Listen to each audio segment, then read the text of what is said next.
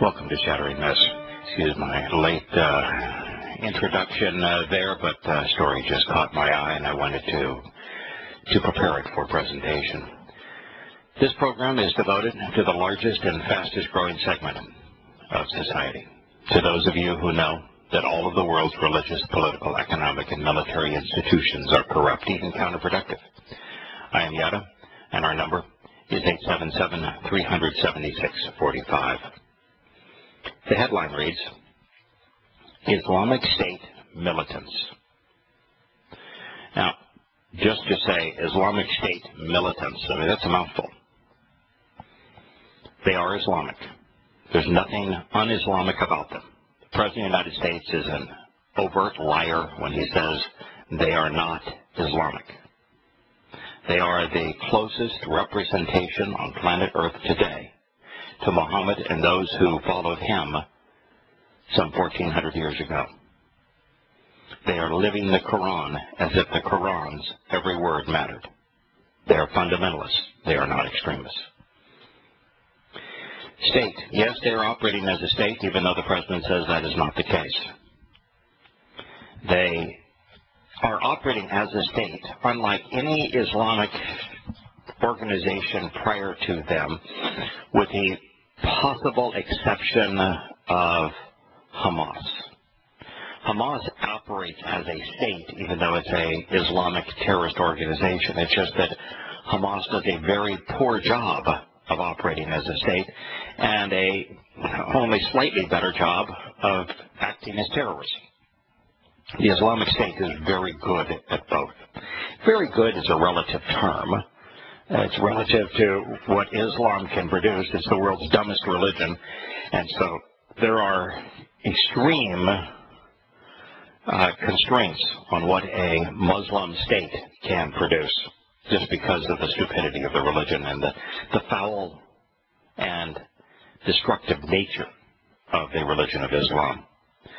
Militants. Now, I would ask you, is that like just being completely verbose? Why do you need to add the word militant? Who is part of the Islamic State that isn't militant? In fact, I would say this.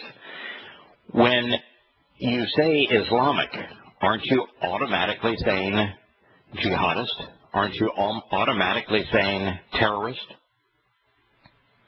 Now, for those of you who are politically correct and don't like the connection between Islam and terrorism, the fact is that all good Muslims are terrorists. That's not my opinion. It's the irrefutable presentation of the Quran. So, if your argument is that all Muslims aren't terrorists and that most Muslims are peaceful, then you don't know the definition of a Muslim according to the Quran, which is the definitive textbook on Islam.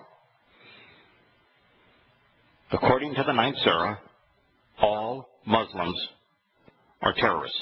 The moment a Muslim ceases to support jihad, which is an armed struggle to subject others to the control of Islam with all weapons that can be mustered, a fight to the death, according to the Quran, that any Muslim who does not support or engage in jihad ceases to be a Muslim. Therefore, you cannot be a Muslim unless you're a terrorist. So why do we even have to say militants? And if we're going to use the term that is ubiquitous with the religion, why don't we use the religious term? Jihadists. It's fully applicable. Why don't we say Islamic State jihadists? Why don't we say Islamic State mujahideen have entered now this is the realm where we move into make-believe. The Palestinian refugee camp. There's no such thing as a Palestinian. But nonetheless, there are refugee camps, not because the mythical people known as the Palestinian are refugees because they were pushed out of their rightful homeland, but because they lost 3 wars that they started against Israel, and that the their fellow Muslims, asked them to leave Israel so that the Islamic mujahideen could be more successful in wiping every Jew off the face of the earth, destroying Israel. But anyway, this is the interesting part of this, once you get through the rhetoric, is that the Islamic State jihadists have entered the Palestinian refugee camp, Yarmouk, in the Syrian capital, Damascus. Activists and Palestinian officials say. Yahowah. I mean, there are two aspects of that that are telling. One of them is that on this program, about 6 months ago, in a discussion with al-Rassooli, and trying to map out where the Islamic State was likely to go and where they were not likely to go, I said the most likely next move for the Islamic State is to move towards Jordan. That their goal will be to initially bypass the pro-Assad capital of Damascus, but to move towards Jordan and to incite the so-called Palestinians to rage and to join them. Well, that's what they're doing. Clashes erupted between militants and groups inside the camp, which the Islamic State is seizing control of in large parts of the suburbs of Damascus. Now, for the Islamic State to be in Damascus and to have the United States celebrating what they say is a partial liberation of Tikrit, which means that it's not being liberated, it's that part of Tikrit is now under the hands of Shia Muslims and Shia Muslim militias, as opposed to Sunni Muslim militias. If that's liberation, then I'd just as soon be a slave. That while America is bombing on that side of the Islamic State's territory, they've reached out to the suburbs of Damascus. That's in the far southwest of Syria. That's a very long way away. That's a cause and consequence that America didn't calculate. Now, what's striking here initially is that they went into the so-called Palestinian territory, the refugee camp, and are fighting for control. Who are they fighting against? Now, there's only two groups that control the lives of Palestinians. They're both fundamentalist Islamic. One is the PLO, and the other is Hamas. Now, you would typically think that Hamas and the PLO, and since they're both Sunni terrorist organizations, would be arm in arm, AK-47 and AK-47 with the Islamic State. But you see, in the nature of a crime syndicate like Islam, it's like two mafia dons trying to expand their territory into the other's turf. And there are wars. There are conflicts until one of the mafia dons controls the other. Now, in this case, the Islamic State is vastly better managed, better equipped, more popular than any organization that's part of the PLO or Hamas. And so you're having the leaders of the PLO or Hamas trying to retain their control over the refugee camps.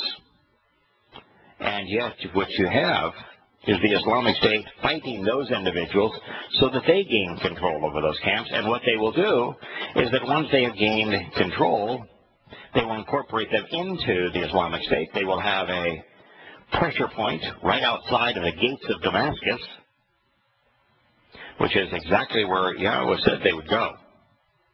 And they will have more recruits. And eventually, what you're going to see is the names Hamas and the PLO will only be used in the West, that eventually the Sunni Muslims are going to unite under the umbrella of the Islamic State, and principally because to not do so, they will lose the turf war. And the leaders of those other terrorist organizations will have the opportunity to capitulate or die. The UN says about 18,000 mythical people, known as Palestinians, so I mean, it's not just the term mythical people that might rub people wrong. I mean, the term Palestinian is a marketing myth. It is so repulsive to refer to a people as Palestinians and a place called Palestine that I can't even say it without having to warn people that it is an overt and deadly lie, a disgusting, abominable lie. In fact, there may be no lie more disgraceful than that one, because that lie was imposed by the beast that Yahowah calls the most repulsive, the most deadly, the most vicious that has ever infected humankind, and that's the Empire of Rome, which grew into the Roman Catholic Church. That's who imposed this lie. This is the country that destroyed Yahowah's temple. This is the country that ravaged Israel not once but twice. This is the country that created the most disgusting religion in human history, Roman Catholicism. It's not the most deadly, but it is certainly the most repulsive. And so here you have a myth based upon the Romans using the name of a long extinct people to change the name of the province of Yehudah to Philistia, just as Hadrian wanted to change the name of the capital, Jerusalem, to his own name. It doesn't make it right. Doesn't make it true. And anyone who repeats that term, believing it's true, is disingenuous. Eyewitnesses and media reports said that the Islamic State fighters had entered the camp from the neighboring suburb of Hajar Aswad. Islamic State, this is now is, and it's amazing so many people are referring to them as ISIS. And they're not ISIS. It's just not ISIS. I mean, they're most certainly not ISIL, and they're not ISIS. They're the Islamic State. And since saying the acronym and that is the most common verb in English, probably isn't the right way to go. So why not just refer to them as the Islamic State? At least this particular article, which comes from BBC, is using IS rather than ISIL or ISIS. But Islamic State militants have seized large swaths of territory in eastern Syria and across northern and western Iraq. Of course, we know that. But Damascus is in the far extreme southwest corner of Syria. Eyewitnesses and media reports said that they had entered and now control large parts of the camp. The UK-based Syrian Observatory for Human Rights, a monitoring group, of course, which is right there in the camp with them. An official with the Palestinian Liberation Organization, the PLO, so we have terrorist groups now battling for control. When you have that, it's no different than the mob battling for control of territory and who's going to be able to fleece the people. So this is Islam being the criminal enterprise that it was conceived to be.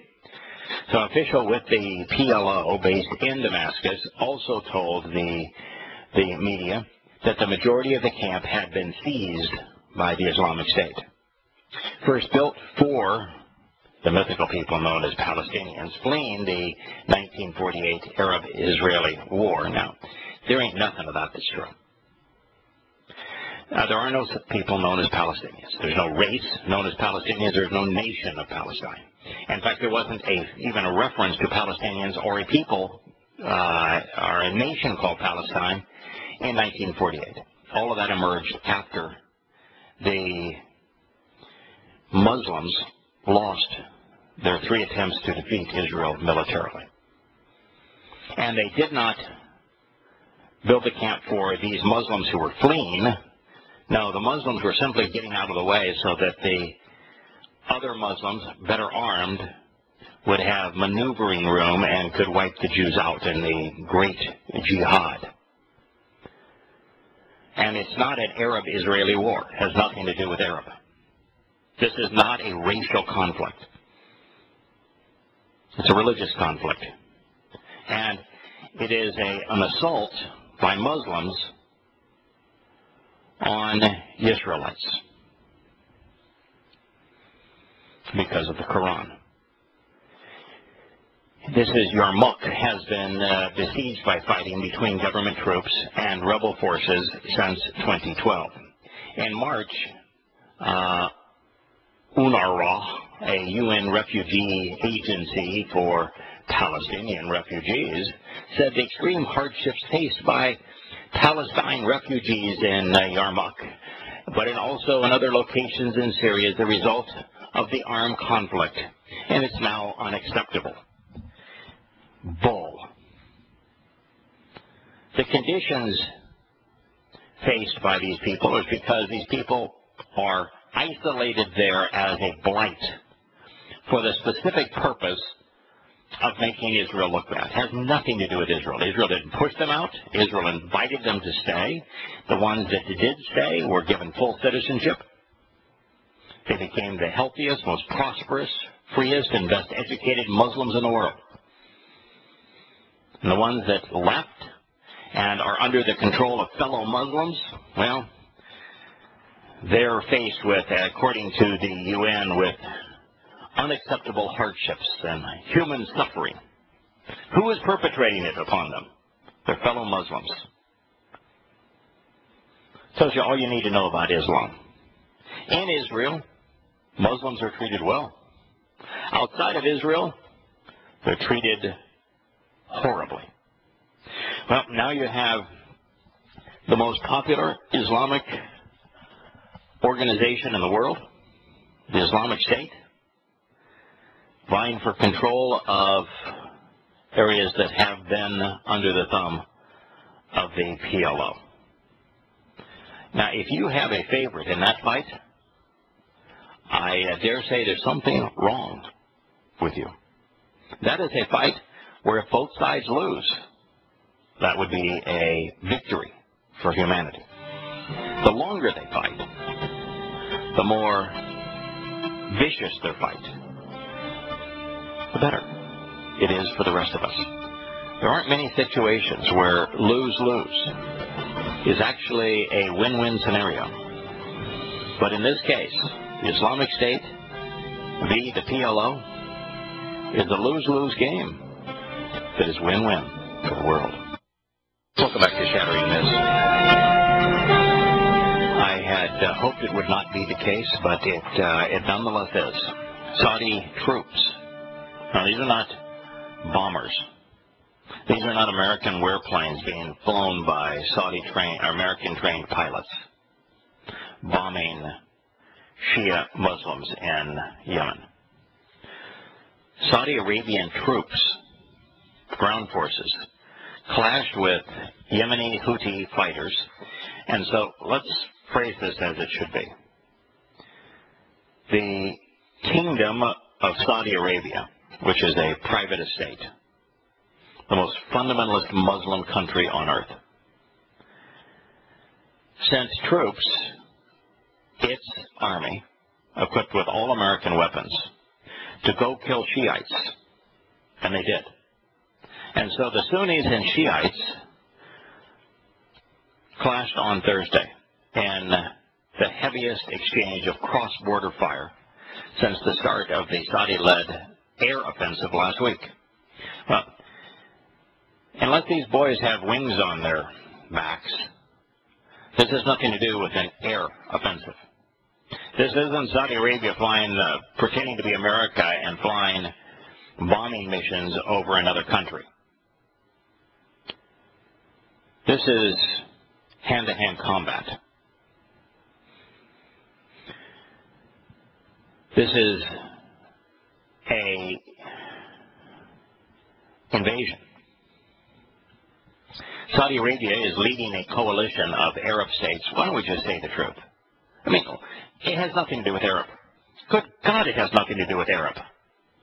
Reuters, come on, wake up. This is a religious war between Sunnis and Shias. Saudi Arabia is leading a coalition of Sunni Islamic states in a 6-day-old air campaign, which is now a ground campaign, against the Shiite Houthis, who emerged as the most powerful force in the Arabian Peninsula's poorest country when they seized Yemen's capital last year. Saudis say that their aim is to restore President Abd Rabbu Mansour Hadi. Now, why would they care about that? I mean, Saudi Arabia it's not a democracy. It's a dictatorship. And so, why would Saudi Arabia want to restore? It's not like it's a popularly elected government. It's not like Saudi Arabia would even care if it was. The reason is that Saudi Arabia is a Sunni fiefdom. And the Sunnis hate the Shias.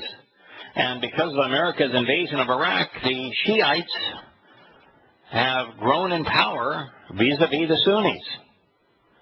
And so Saudi Arabia has engaged in all manner of fighting there. They were the first to arm, along with Qatar, which is also a Sunni fiefdom, the jihadists and mujahideen, mostly al-Nusra, in Syria. And they then became the arms supplier to the Islamic State. So they're trying to fight the influence of Shia Islam via proxy in Iraq and in Syria. And now they're doing it directly, not through proxy, in Yemen. We've unleashed the beginning of World War III. The Saudis say that their aim is to restore the president as if he has legitimacy. The Houthis are allied with Saudi Arabia's regional foe, Iran. Well, why would Saudi Arabia, if you're going to try to understand this, why would Saudi Arabia view Iran as a foe when both countries are Islamic? So again, go right down to the roots of Islam. It is a criminal enterprise. In the Islamic cartel, various mob bosses are fighting for turf. When mob boss Shiite, the mob boss of the Shiite criminal organization, gains territory, as they did following the American invasion of Iraq, then the mob bosses of the Sunni criminal enterprise have to defend their turf and push back. And so that is what you're witnessing here. It is no more complicated than that. Well, if you understand Islam as a criminal enterprise and nothing more than a criminal enterprise, and you understand that this criminal enterprise has two distinct bosses, and within those two, there are additional rivals, like the Islamic State and the PLO, the Islamic State and al-Nusra. And then there are allies, like the Islamic State and Boko Haram. Once you understand that, the rest of this is very easy to piece together. You'll know who is doing what to whom and why. So the Saudi Arabians are allied with fellow Sunni Muslims, and the Houthis that overthrew the Sunni government in Yemen are allied together against one another. The Yemeni government units that are backed by the longtime ruler Ali Abdullah Saleh was toppled 3 years ago during what was called Arab Spring demonstrations. That was the Islamic Reformation. Then, when Islam is reformed, it becomes exactly as I said it would. It becomes nothing but conflict. To return Islam to its roots is to return to the days of Muhammad, where he was a criminal and a terrorist.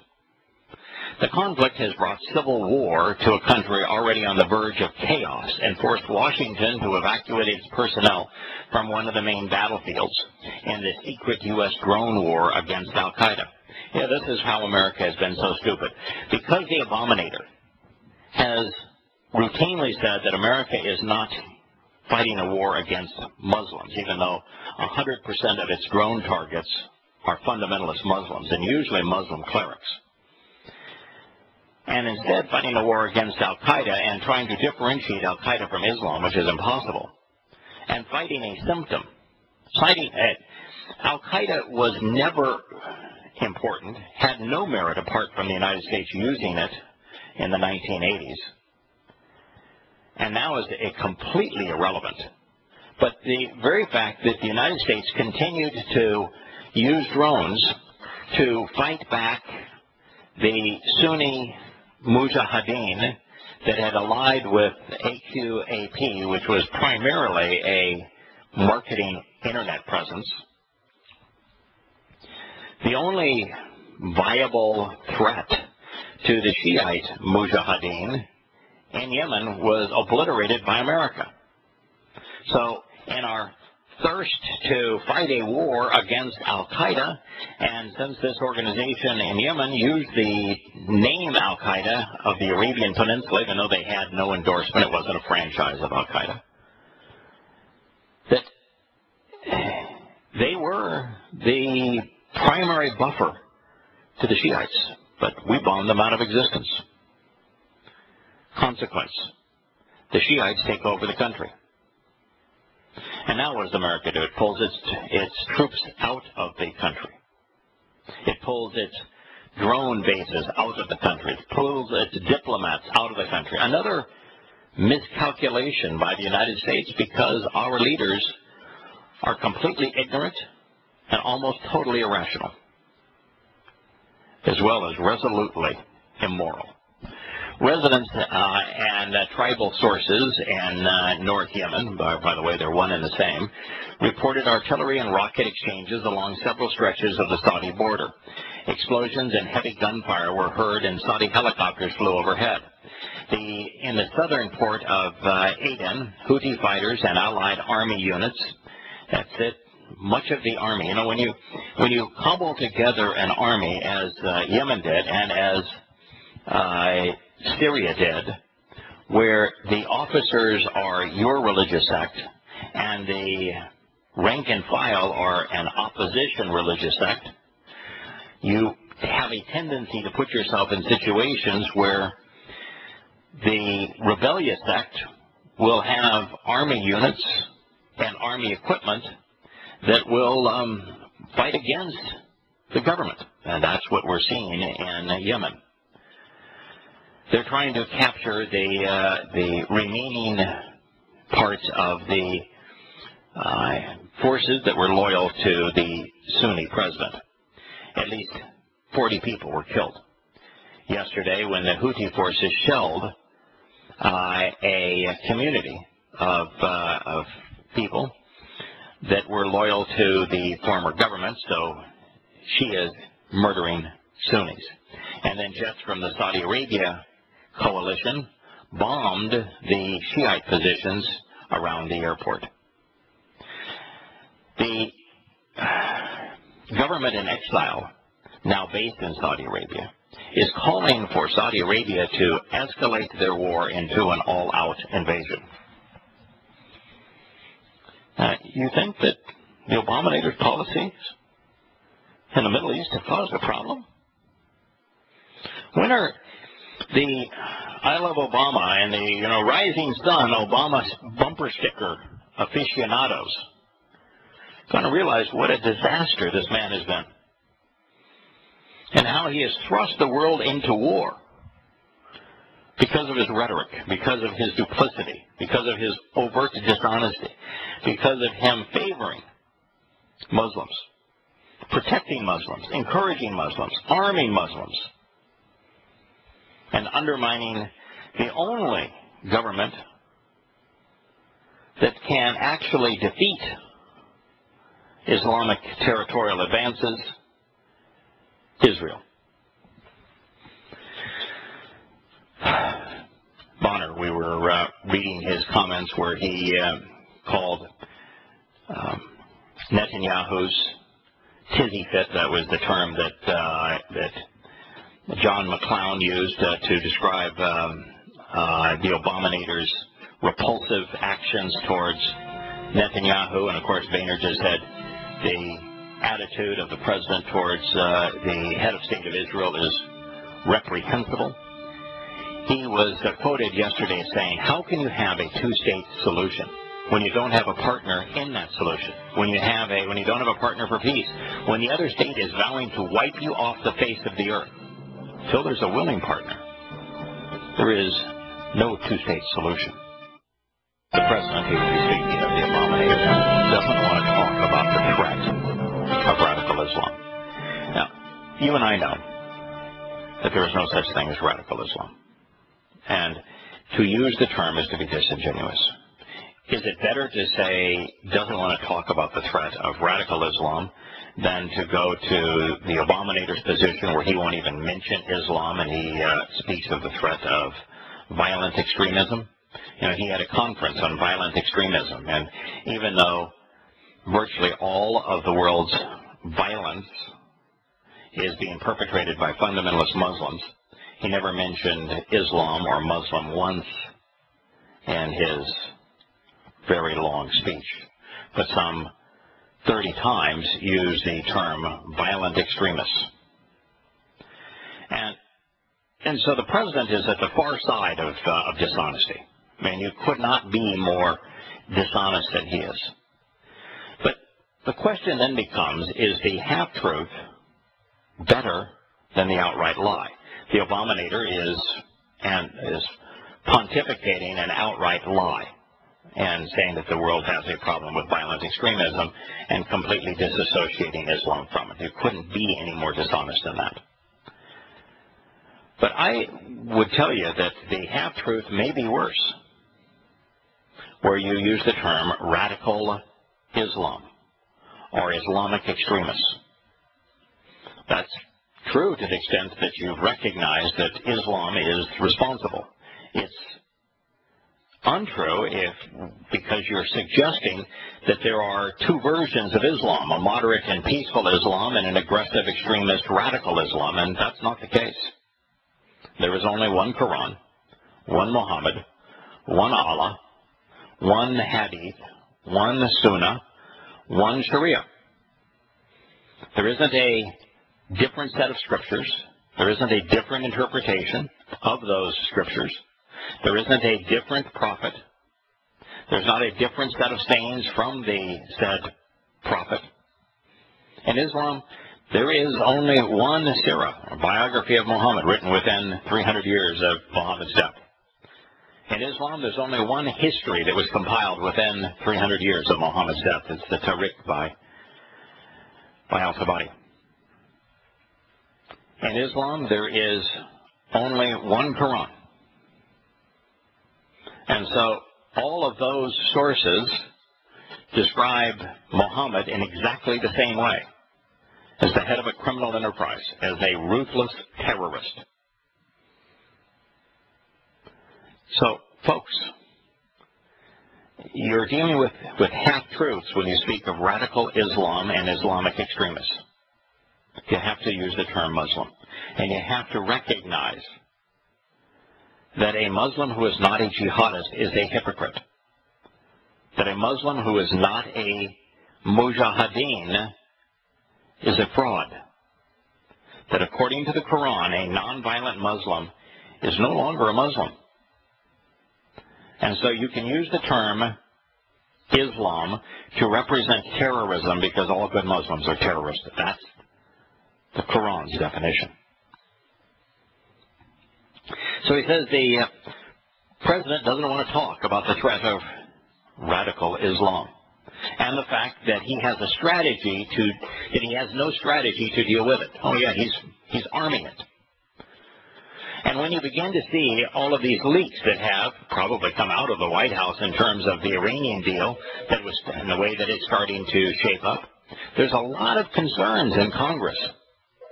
And these concerns are on a bipartisan basis, that the administration is completely out of touch with reality. Actually, the administration is presenting the antithesis of reality. He is fanning the flames of World War.